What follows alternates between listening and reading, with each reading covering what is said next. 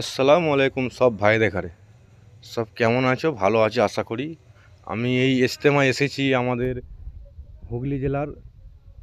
এটা ইজতেমা চালু হচ্ছে, এটা 3 নম্বর ইজতেমা মনে হয়। আমি প্রথম 1 নম্বরটা দেখেছি, আর এটা দ্বিতীয় দেখলাম, কিন্তু পুরোটা আমি দেখতে পারবো না।